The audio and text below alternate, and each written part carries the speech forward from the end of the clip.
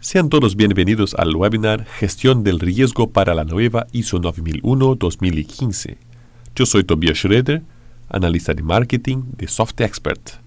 El webinar de hoy será presentado por Cristian Alarcón Montero. Cristian es ingeniero de formación y auditor de calidad certificado en las normas ISO 9001 y ISO 14001.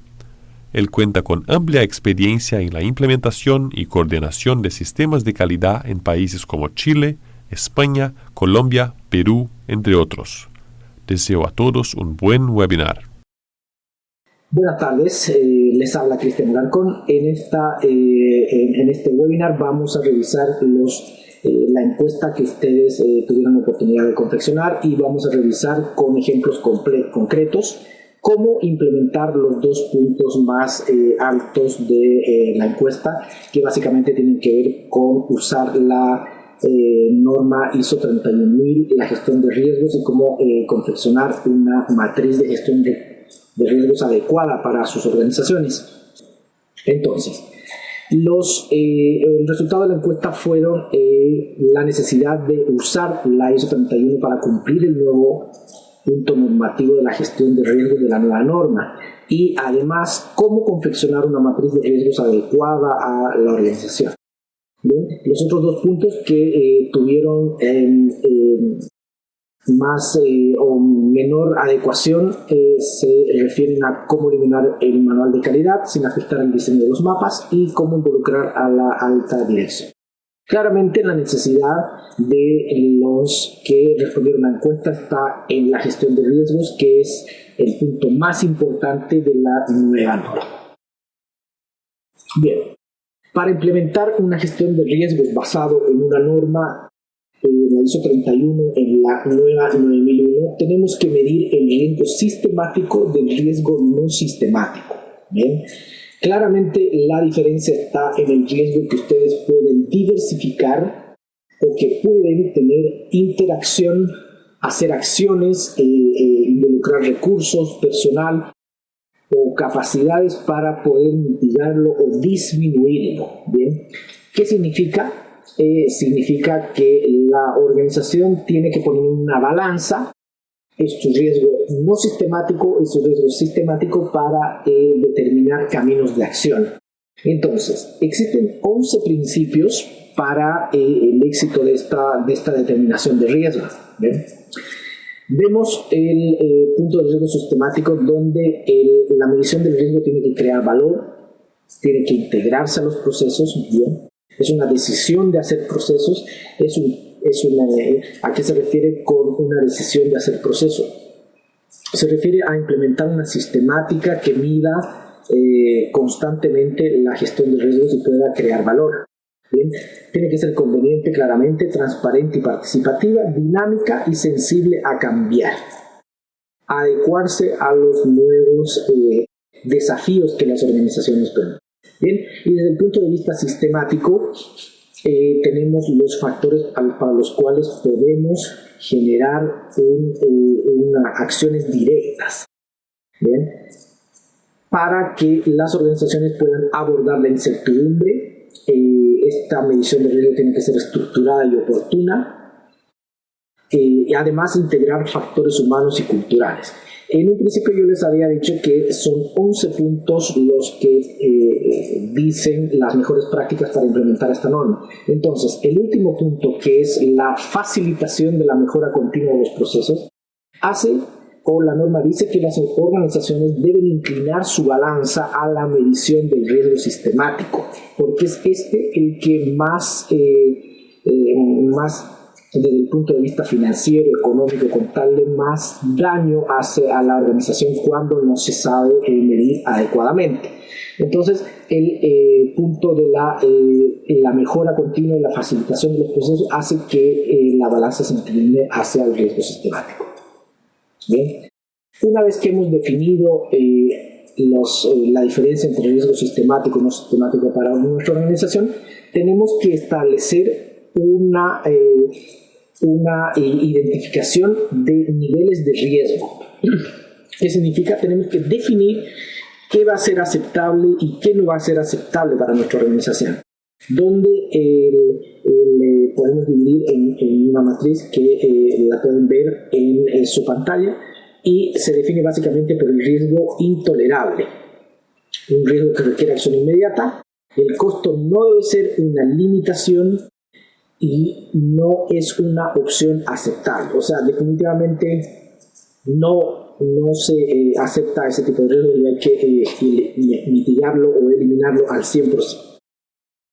Contrario a eso, tenemos un riesgo razonablemente aceptable.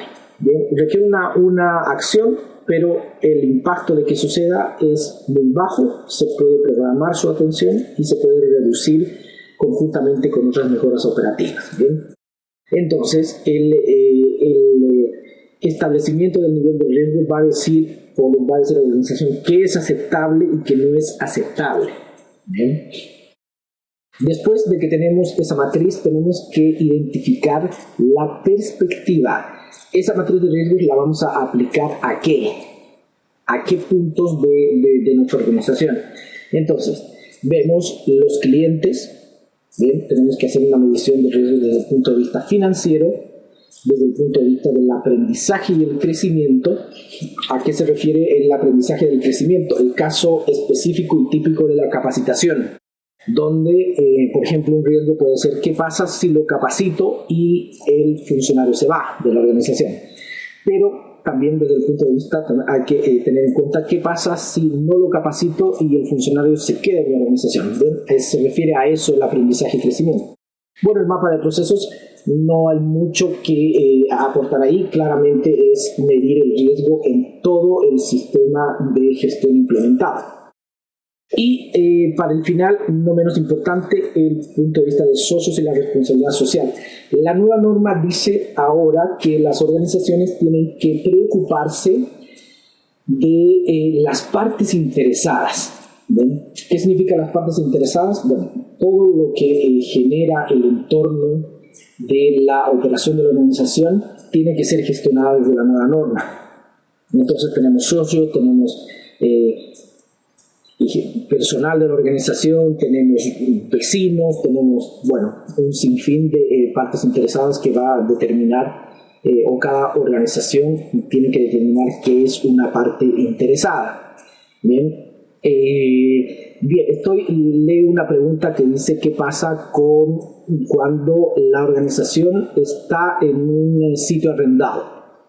Bien, específicamente cuando la organización está en un sitio arrendado, no es que se va a traspasar el riesgo al arrendador, sino más bien en conjunto deberían llevar a cabo una gestión del riesgo para ver cómo pueden mitigar. Se me ocurre que el arrendador, por ejemplo, tiene que cumplir una serie de permisos legales, ambientales, financieros, de patente para que ustedes puedan operar. Por lo tanto, ustedes deberían hacer exigible al arrendador la gestión de estos riesgos. ¿Bien? Ok. Esta perspectiva de clientes, financiera, aprendizaje, crecimiento y socios es una sistemática que la definieron Norton y Kaplan. ¿Bien? Ahora, esta sistemática no aborda adecuadamente, a mi criterio, el tema legal. Por lo tanto, el tema legal lo vamos a ver más adelante y cómo yo he podido incluirla en esta organización, en esta medición de la perspectiva. Después que hemos medido el riesgo sistemático y el riesgo no sistemático y tenemos además la perspectiva de operación en la cual vamos a aplicar esta medición, con estos tres inputs podemos determinar una matriz de riesgos SLN. ¿Qué quiere decir SLN? Significa matriz de riesgo sistemático, laboral, L de laboral y N de no sistemático. ¿Por qué lo separé y puse el riesgo laboral separado de los otros dos? Bueno, básicamente porque hoy día las organizaciones tienen identificados sus riesgos laborales. Bien, y estos se han mitigado adecuadamente con la prevención de riesgos. Por lo tanto, esta matriz debe debería estar separada de los riesgos laborales para que las organizaciones puedan integrarlas de mejor manera. Bien, vamos a ver tres ejemplos más concretos acá. Por ejemplo, una matriz SMN significaría riesgo sistemático medioambiental y no sistemático. Bien, para organizaciones que tienen ISO 9001 e ISO 14000. Bien, básicamente es para no hacer un trabajo doble. Podemos hacer la separación o la integración, depende el tipo de riesgo o si es factible integrarlos. Bien. La matriz de riesgo SIM está más bien adecuada a organizaciones que tienen ISO 22000 integrada con ISO 9001. Significa que se ha realizado una matriz de riesgos sistemática de inocuidad y no sistemática. Bien. Y la otra perspectiva que hoy día se pueden abordar las organizaciones es al riesgo de informática, que aquí está descrito como IT. Básicamente para organizaciones que tienen ISO 27000 integrada con 9001, que hoy día es muy común. Entonces, una vez que hemos determinado esta matriz, que hemos determinado los inputs de la matriz de riesgos, vamos a pasar a poblar la matriz. ¿Bien? Aquí tienen un ejemplo concreto de cómo se debería o cuál es el resultado de este proceso. Bien. Vamos a ver punto por punto cómo se arma esta matriz. Aquí ustedes ya están viendo el resultado final, donde el riesgo identificado es no contar con ISO 2015 y la conclusión es que es un riesgo alto. Bien. Vamos a ir punto por punto cómo confeccionar esta matriz. Primero tenemos que identificar una probabilidad. ¿Bien? ¿Qué significa? Asignar un valor a la probabilidad de la ocurrencia de los riesgos que ustedes puedan identificar, de las acciones que ustedes tengan que hacer para mitigar esos riesgos. Donde la mejor forma de asignar un valor es que el valor menor sea inversamente proporcional al valor mayor, no solamente en números, sino que también en concepto. ¿Ven? ¿Qué quiere decir esto? Por ejemplo, que la probabilidad que ese riesgo sería excepcional, lo opuesto sería que sea muy probable. Es raro que suceda, lo opuesto sería que es posible que suceda. ¿Bien? Y así sucesivamente. Entonces, primero identificamos la probabilidad de ocurrencia de cada riesgo, ¿bien? Conscientemente desde cada perspectiva que nosotros podamos tener en la organización. Luego de esto, vamos a medir o vamos a determinar el impacto de esta probabilidad. Igual que cómo determinamos la probabilidad, tenemos el impacto, donde un impacto insignificante le asignamos un valor muy bajo y lo opuesto sería catastrófico. ¿Bien? Ahora, ¿por qué he puesto catastrófico? Quiero dejarles muy claro que catastrófico se refiere efectivamente, o el concepto que yo quiero que ustedes interpreten es que es pérdida de recursos financieros. ¿Bien? No estamos hablando de catástrofe de terremotos o algún tipo de esas catástrofes. ¿Bien? Más bien, catastrófico, entiéndanlo como pérdida de recursos financieros. ¿Bien? Me parece que la pérdida de recursos financieros es catastrófico para una organización, por lo tanto le vamos a dar ese cariz. ¿Bien? Finalmente, hemos identificado la probabilidad, tenemos el impacto, bueno, y ahora empezamos a poblar la matriz. ¿Bien? Utilizamos la técnica de los 5 porqués. ¿Bien? Es una técnica bastante utilizada no solamente para responder no conformidades, sino también para identificar el problema específico. Aquí tenemos la matriz ANFE, tenemos un sinnúmero de literatura al respecto que nos puede ayudar a medir el riesgo. ¿Bien? Entonces, vamos. Perspectiva financiera, no contar con ISO 9001-2015 desde el punto de vista económico y financiero es pérdida de contratos. O sea, no hay nada más que hacer. ¿Por qué pérdida de contrato? Hoy día las empresas que le venden a la minería y no, si no tienen su norma actualizada, bueno, eso es binario. Es o estás actualizado o no estás actualizado. Y si estás actualizado, tienes la posibilidad de vender. Si no, no tienes la posibilidad de vender. Básicamente es perder el contrato. Vamos con los porqués. ¿Por qué perdimos el contrato? Porque, bueno, se preferirá la competencia que está actualizada. ¿Y por qué se preferirá la competencia que está actualizada? Porque tenemos un sistema de calidad obsoleto con la nueva norma o con la norma antigua. ¿Bien? ¿Por qué tenemos un sistema de calidad obsoleto? Porque el personal no está capacitado para realizar la implementación. Bien, finalmente, la pérdida de contratos que prefieran a la competencia y un sistema obsoleto hace que exista una disminución de pago de dividendos y que se concluya que no me preocupo de las partes interesadas. Estos dos puntos específicos son los dos puntos nuevos de la norma ISO 9001-2015. Recuerdan que en diapositivas anteriores habíamos visto que la organización se tiene que preocupar de las partes interesadas. Por lo tanto, la técnica de los 5 porqués nos ayuda a definir en 5 puntos cuáles son los impactos de no contar con la norma actualizada. Una vez que tenemos los 5 porqués y el medido específicamente para el riesgo, vamos a ponerle la probabilidad. ¿Cuál es la probabilidad de perder contratos desde el punto de vista financiero? Bueno, muy probable. Muy probable, vemos en la planilla de probabilidad que el valor es un 4, por lo tanto colocamos un 4. Y así sucesivamente hasta terminar con el valor de cada punto. Entonces, si es muy probable que perdamos contratos desde el punto de vista financiero, entonces, ¿qué tipo de impactos para la organización? Recuerden que les había dicho que catastrófico se refiere específicamente a pérdida de recursos, por lo tanto es un impacto catastrófico. Básicamente es no recibir ingresos o dejar de recibir ingresos. Entonces, una vez que tenemos la probabilidad y el impacto definido, a conciencia asignamos un valor y multiplicamos. Muy probable por catastrófico, es posible por grande y así sucesivamente hasta que nos dé un valor. 5 por 4, 20, 4 por 3, 12 y así sucesivamente. Y una vez que hemos definido el resultado, utilizamos un promedio. El promedio yo le puse riesgo alto porque yo separé de 1 a 5 riesgo bajo, de 5 a 10 riesgo medio y de 11 hacia adelante riesgo alto.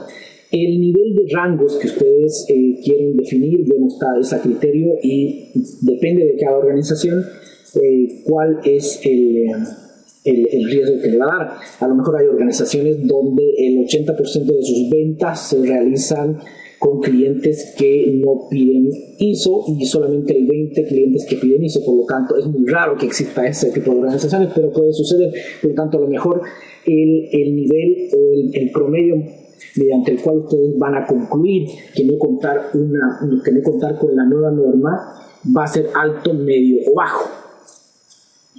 Bien. Estoy viendo una pregunta sobre el impacto moderado. ¿Qué significa?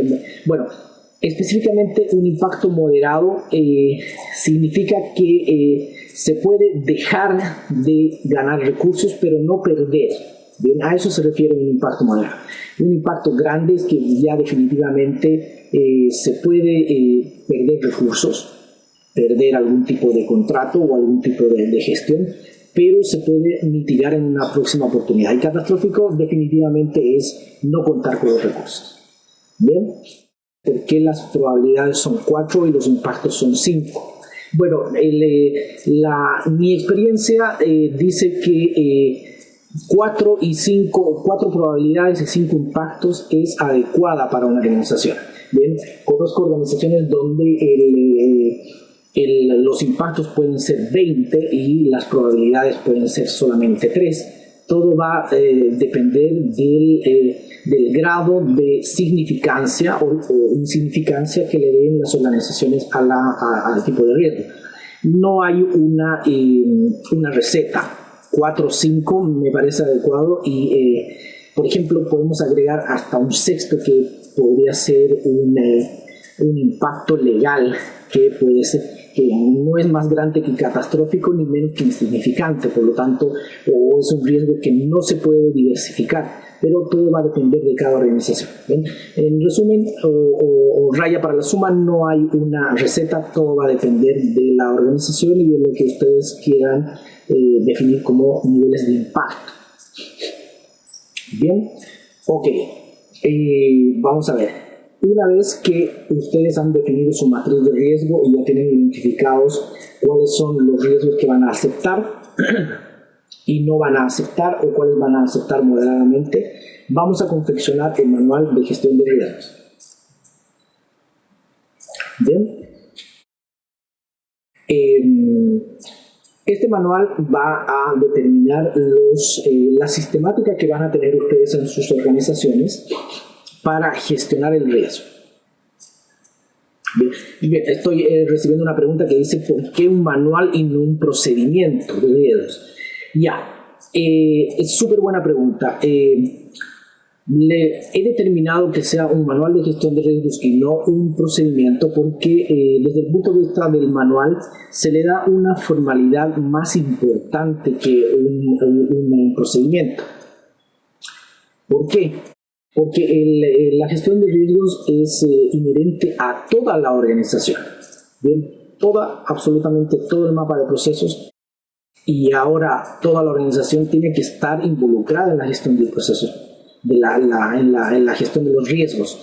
Por lo tanto, al identificar un manual y no un procedimiento, le quería dar una relevancia más importante que un procedimiento o un instructivo. Y lo vamos a ver por qué en el contenido a continuación. Bien. En este manual ustedes van a tener que determinar las exclusiones. No todos los riesgos se pueden mitigar, no todos los riesgos se pueden diversificar.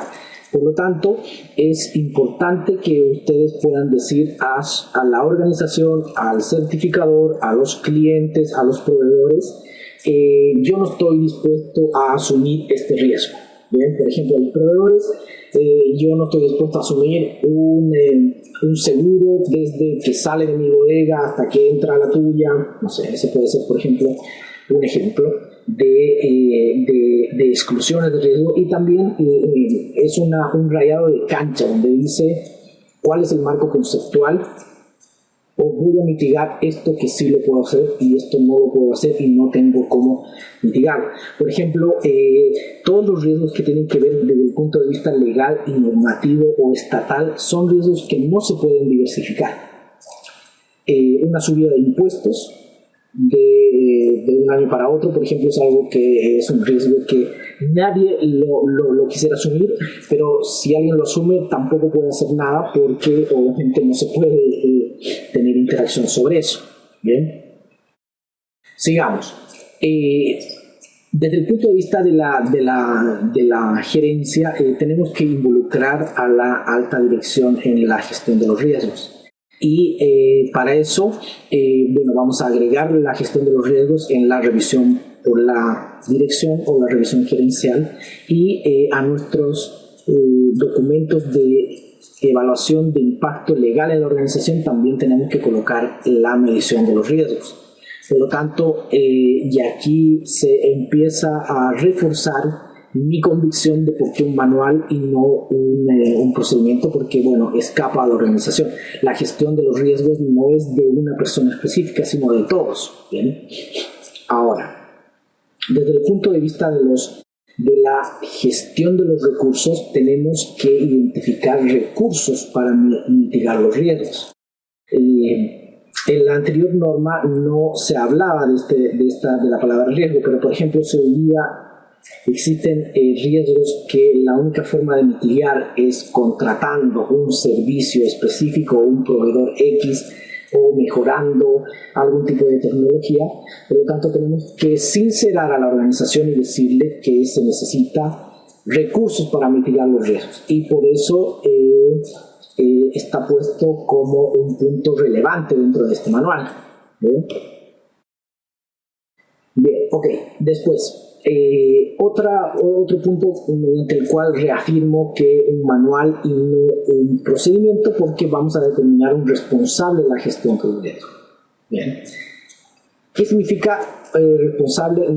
Esta no es la persona que va a resolver los riesgos, sino más bien la persona que va a coordinar la resolución de los riesgos. ¿Bien? Vamos a cómo se va a determinar la matriz de los riesgos y cómo se va a determinar la arquitectura de la gestión de riesgos. La arquitectura básicamente está definida de cuáles son los pasos, las reuniones, las gestiones que tiene que hacer el encargado de calidad o el responsable de la gestión del riesgo para que se lleve a efecto el tratamiento de este tipo de medición. ¿Bien? Y la arquitectura claramente está definida por los recursos económicos, financieros y fundamentales mínimos necesarios para que ustedes puedan gestar o hacer gestión sobre sus riesgos. ¿Bien? Desde el punto de vista de la medición, análisis y mejoramiento, lo he puesto en este punto separado porque ahora la nueva norma hace mucho más hincapié en la mejora. Ya no existe la palabra mejora continua en la nueva norma, sino que más bien mejora. ¿Por qué sacaron la mejora continua? Porque la norma en sí es para mejorar continuamente, por lo tanto era una redundancia. Entonces tenemos que medir el valor económico y financiero entregado por la gestión del riesgo. Si nosotros no mitigamos estos 7 riesgos, vamos a perder X cantidad de plata, vamos a dejar de producir X cantidad de botellas, vamos a, no sé, cada organización va a tener su punto específico y su cuantía desde el punto de vista del valor económico. ¿Bien? Ahora, y el manual de la gestión también identifica otros requisitos. ¿Qué queremos identificar con esto? Que se necesitan recursos administrativos y de infraestructura para medir los riesgos. ¿Ven? Antes no se hacía. Por lo tanto, como mencioné anteriormente, se necesitan recursos para gestionar estos puntos. Requisitos de personal.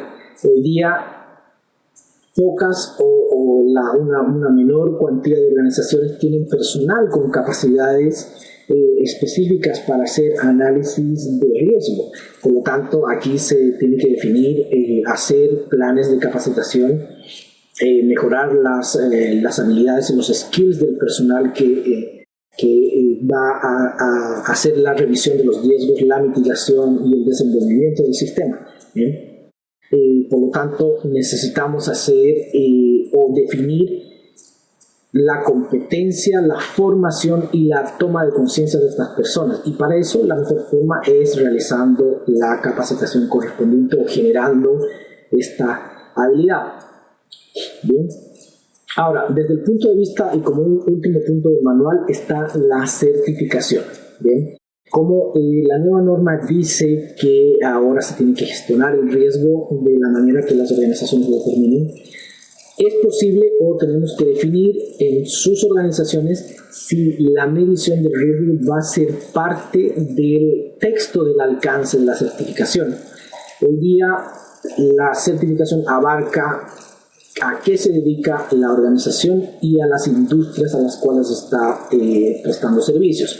Por lo tanto, se tiene que definir si además de ese nombre y apellido se le va a poner un segundo apellido, donde diga que, por ejemplo, además mitigamos los riesgos inherentes a nuestra organización. Porque ahora la norma no necesariamente todo lo que hace o todo lo que está en el alcance de lo que las organizaciones se hace. ¿Bien? La nueva norma dice que motiva a que toda la organización, efectivamente todo lo que se hace en la organización sea parte de la certificación. Por lo tanto, pueden haber organizaciones que decidan transparentar que también están midiendo esos riesgos como una manera de dar tranquilidad, de otorgar transparencia al futuro mandante. ¿Bien? Este procedimiento va a quedar cargado en los sistemas de cada uno de ustedes y vamos a ir poblando el punto a medida que vayamos realizando las implementaciones en sus organizaciones. ¿Bien? En nombre de SoftExpert agradezco la presencia de todos los que participaron en este evento. Si tienen alguna pregunta sobre el tema y les gustaría entrar en contacto con Cristian, pueden contactarlo a través de correo electrónico shalarcon@yahoo.com. Para ver otros webinars, visite nuestro sitio web www.softexpert.es. Gracias por su atención y hasta la próxima oportunidad.